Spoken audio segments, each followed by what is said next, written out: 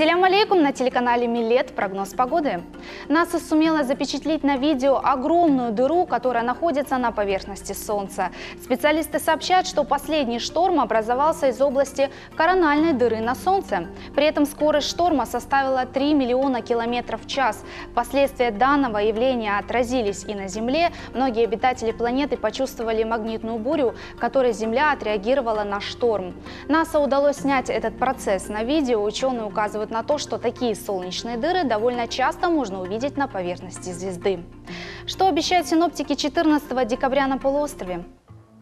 На западе республики, в Евпатории и Черноморском ясная погода будет держаться с завидным постоянством, хотя днем возможна непродолжительная оккупация неба облаками. Утром ясно -1, днем малооблачно +3, ночью отпустится до -3. На южном берегу Крыма, в Ялте и Алуште ясная погода будет наблюдаться на протяжении всего дня. Утром ясно -3, днем также солнце +1, ночью отпустится до -4. Ожидаем отсутствия осадков. От появившихся до рассвета облаков в Феодосии, Керчи, Судаке уже к утру не останется и следа, и до самого вечера будет держаться ясная погода без осадков. Утром и днем малооблачно -4 +1, а вот ночью -5 мороза. Что ждать на севере Крыма? В Джанкое и Красноперекопске в этот день небо будет ясным до самого позднего вечера. Утром морозно, но солнечно -5. Днем также ясно, чуть теплее +1, ночью малооблачно -6.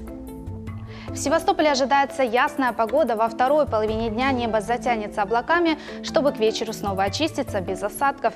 Утром солнце -3, днем малооблачно +2, ночью до 5 градусов мороза.